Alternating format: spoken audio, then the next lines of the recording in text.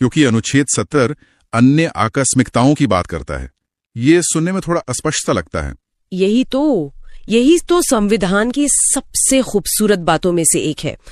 ये संविधान निर्माताओं का ये स्वीकार करना है कि हम सब कुछ नहीं सोच सकते। उन्होंने कल्पना की कि भविष्य में कोई ऐसी स्थिति आ सकती है जिसके बारे में उन्होंने सोचा ही ना हो।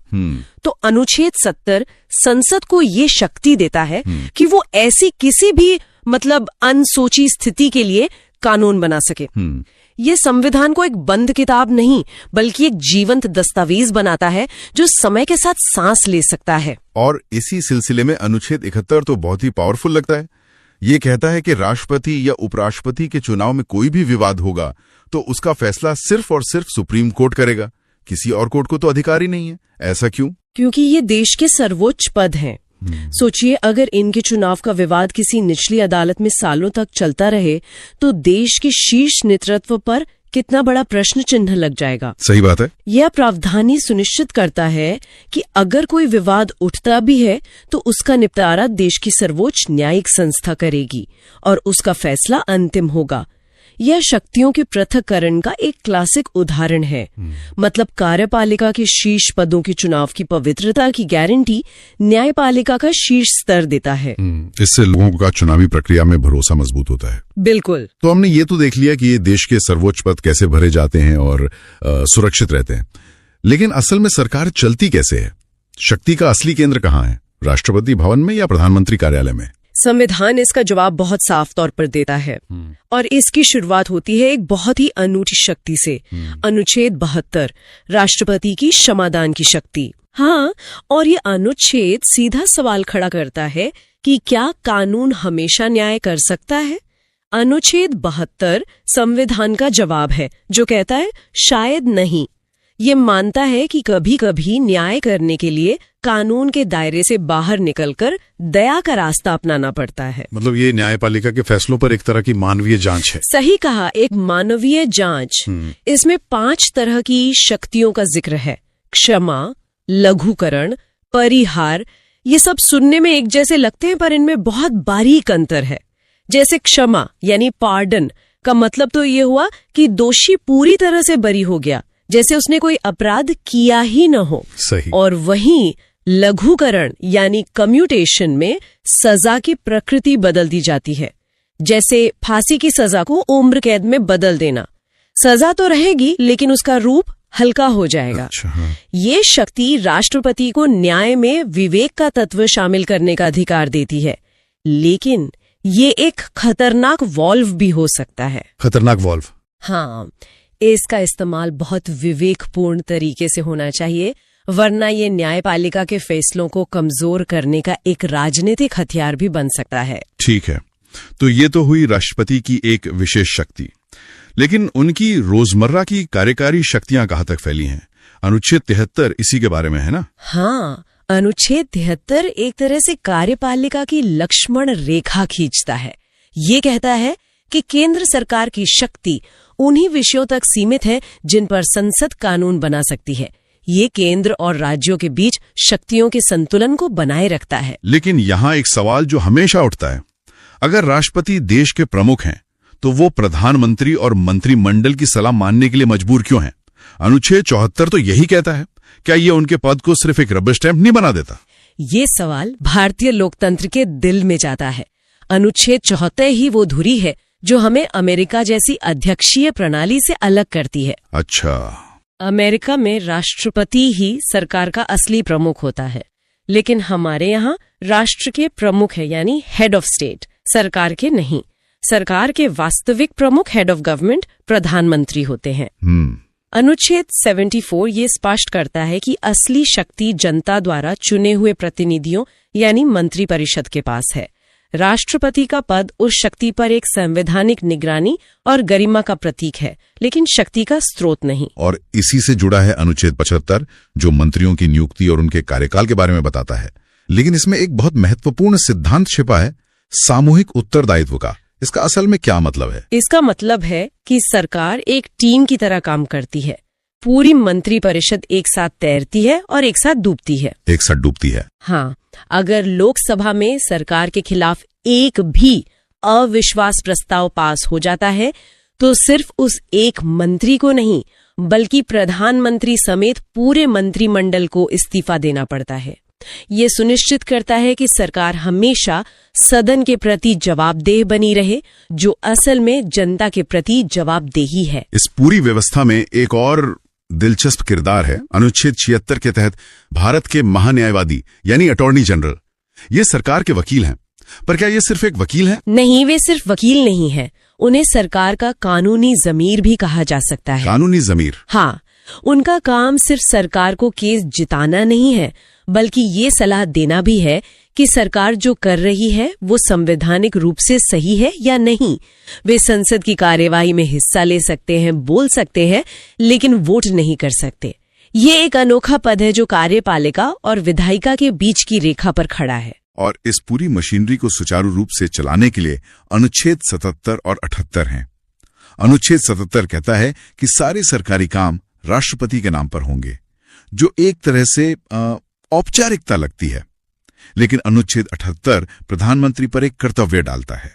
हाँ, अनुच्छेद 77 प्रशासनिक स्पष्टता के लिए है, लेकिन अनुच्छेद 78 राष्ट्रपति और प्रधानमंत्री के रिश्ते की नींव है। ये कहता है कि प्रधानमंत्री का ये संवैधानिक कर्तव्य है कि वो कैबिनेट के सभी फैसलों की जानकारी राष्ट्रपति को दें। ये कोई विकल्प नहीं है? बिल्कुल नहीं, ये अनिवार्य है। ये सुनिश्चित करता है कि राष्ट्र के संवैधानिक प्रमुख को ये पता हो कि उनकी सरकार क्या कर रही है। ये पारदर्शिता और जवाबदेही का एक अदृश्य लेकिन मजबूत धागा है। और यही जवाबदेही सिर्फ राष्ट्रपति तक सीमित नहीं है। प्रधानमंत्री और उनकी पूरी मंत्रिपरिषद असल में एक और बड़ी संस्था के प्रति जवाबदेह हैं, संसद। और यहीं से हमारी कहानी कार्यपालिका से विधायिका की तरफ मुड़ती है। अनुच्छेद 79 कहता है कि संसद का मतलब सिर्फ लोकसभा और राज्यसभा नहीं बल्कि राष्ट्रपति भी हैं। ये थोड़ा अजीब नहीं है? क्योंकि राष्ट्रपति तो किसी सदन के सदस्य नहीं होते। ये बिल्कुल भी अजीब नहीं, बल्कि बहुत सोचा समझा डिजाइन है। राष्ट्रपति को संसद का हिस्सा इसलिए माना जाता है क्योंकि कोई भी विधेयक दोनों सदनों से पास होने के बाद भी तब तक कानून नहीं बनता जब तक राष्ट्रपति उस पर हस्ताक्षर न कर दें। अच्छा। वे विधायी प्रक्रिया का अंतिम और अभिन्न हिस्सा हैं। उनके बिना संसद अधूरी है। और संसद के दो सदन, अनुच्छेद 80 के तहत राज्यसभा और 81 के तहत लोकसभा, ये क्यों बनाए गए? एक ही सदन से काम क्यों नहीं चल सकता था? ये भारत के संघीय ढांचे को सम्मान देने के लिए है। लोकसभा, जैसा कि नाम है, लोगों का सदन, ये सीधे सीधे आबादी का प्रतिनिधित्व करती है। यहाँ एक व्यक्ति एक वोट का सिद्धांत लागू होता है। लेकिन भारत सिर्फ लोगों का समूह नहीं, राज्यों का भी संघ है। राज्यसभा यानी राज्यों की परिषद राज्यों के हितों का प्रतिनिधित्व करती है। ये सुनिश्चित करती है कि कानून बनाने की प्रक्रिया में राज्यों की आवाज सुनी जाए और कोई भी कानून जल्दबाजी में पास ना हो। तो ये एक तरह का स्पीड ब्रेकर है। हाँ बिल्कुल, एक स्पीड ब्रेकर जो विचार विमर्श को बढ़ावा देता है। एक बात जो मुझे हमेशा दिलचस्प लगती है वो है अनुच्छेद 82। ये कहता है कि हर जनगणना के बाद सीटों का फिर से समायोजन होगा। इसका मतलब है कि किस राज्य से कितने सांसद आएंगे ये पत्थर की लकीर नहीं है। इसके पीछे क्या सोच है? इसके पीछे लोकतंत्र का सबसे बुनियादी सिद्धांत है प्रतिनिधित्व की समानता। जैसे जैसे समय के साथ अलग अलग राज्यों की आबादी बदलती है, ये जरूरी है कि संसद में उनका प्रतिनिधित्व भी उसी अनुपात में बदले। सही। अगर ऐसा नहीं होगा तो किसी राज्य के सांसद ज्यादा लोगों का प्रतिनिधित्व करेंगे और किसी के कम, जो एक व्यक्ति एक वोट एक मूल्य के सिद्धांत को कमजोर कर देगा।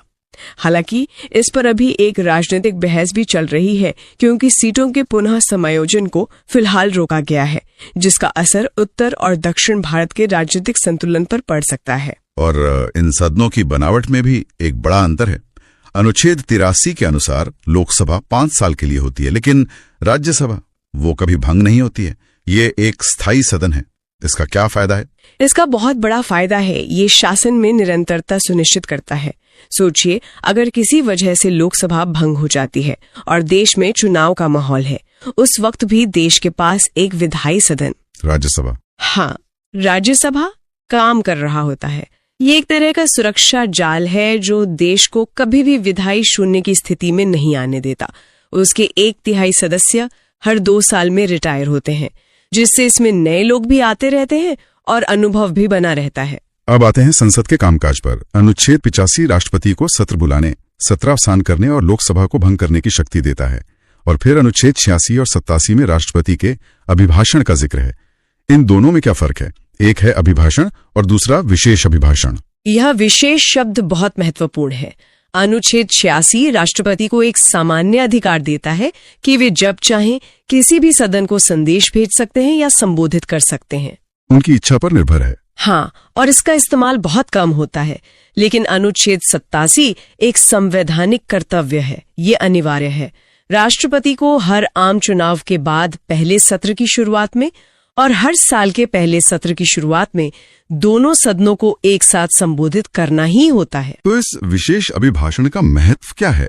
ये सिर्फ एक परंपरा है? नहीं, ये सिर्फ परंपरा नहीं है, ये सरकार की नीतियों का आधिकारिक घोषणा पत्र होता है।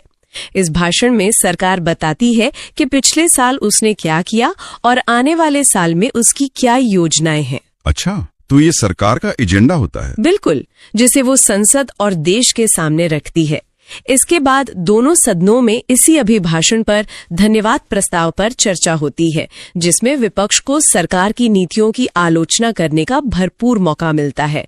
तो ये विशेष अभिभाषण संसदीय बहस की शुरुआत का एक बहुत महत्वपूर्ण मंच है। अब अगला अनुच्छेद देखते हैं, अनुच्छेद 88, जो सदनों में मंत्रियों और महान्यायवादी के अधिकारों से जुड़ा है। हाँ, ये एक बहुत ही महत्वपूर्ण, मतलब एक दिलचस्प प्रावधान है। दिलचस्प कैसे? देखिए, अनुच्छेद 88 ये साफ करता है कि हर मंत्री और भारत के महान्यायवादी को संसद के किसी भी सदन में बोलने का अधिकार होगा। वो कार्यवाही में भाग ले सकते हैं। अच्छा, किसी भी सदन में? हाँ, किसी भी सदन में। और अगर वो किसी संसदीय समिति के सदस्य बनाए गए हैं तो उसकी बैठकों में भी हिस्सा ले सकते हैं। लेकिन इसमें एक शर्त भी तो है, वोटिंग को लेकर। बिल्कुल, यहाँ ये ध्यान रखना जरूरी है कि इस अनुच्छेद के आधार पर वे उस सदन में वोट नहीं कर सकते जिसके वो सदस्य नहीं हैं। ये शक्ति सिर्फ भागीदारी और विचार विमर्श तक ही सीमित है। समझ गई। तो ये तो हुई मंत्रियों की बात।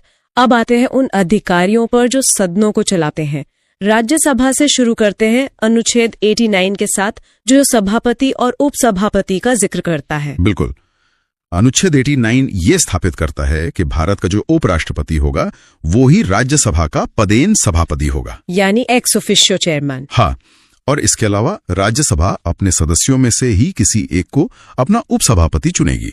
ये सदन की, आप कह सकते हैं, सुचारू संचालन के लिए एक स्थायी व्यवस्था है। और अगर उपसभापति का पद खाली हो जाए या उन्हें पद से हटाना हो तो यहाँ अनुच्छेद 90, 91 और 92 की भूमिका आती है ना? सही कहा।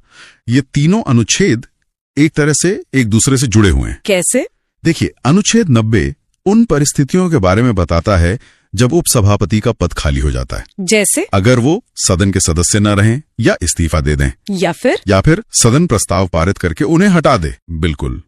फिर अनुच्छेद 91 ये कहता है कि जब सभापति का पद खाली हो या वो अनुपस्थित हो तो उपसभापति उनके कर्तव्यों का पालन करेंगे। और अनुच्छेद 92, वो तो एक बहुत जरूरी प्रक्रियात्मक सुरक्षा देता है। हाँ, वो बहुत जरूरी है। उसके हिसाब से जब सभापति या उपसभापति को पद से हटाने का कोई संकल्प विचाराधीन हो, मतलब उस पर चर्चा चल रही हो, तब वे सदन की अध्यक्षता नहीं कर सकते। लेकिन वो सदन में रह सकते हैं। हाँ, सदन में उपस्थित रहकर बोल सकते हैं, कार्यवाही में भाग ले सकते हैं, पर चेयर पे नहीं बैठ सकते। क्या ऐसी ही कोई व्यवस्था लोकसभा के लिए भी है, मतलब अध्यक्ष और उपाध्यक्ष के लिए? हाँ, लगभग समानांतर व्यवस्था है। अनुच्छेद 93 के अनुसार लोकसभा अपने 2 सदस्यों को अध्यक्ष और उपाध्यक्ष के रूप में चुनेगी। और उनके पद खाली होने या हटाए जाने की प्रक्रिया वो अनुच्छेद 94 में है, ठीक वैसे ही जैसे राज्यसभा के उपसभापति के लिए है। और इसी तरह अनुच्छेद 95 और 96 उपाध्यक्ष की शक्तियों और अध्यक्ष या उपाध्यक्ष को हटाने के संकल्प के दौरान उनके पीठासीन न होने के नियम तय करते हैं। तो मतलब दोनों सदनों में निष्पक्षता और प्रक्रिया की निरंतरता बनी रहे, इसका पूरा ध्यान रखा गया है।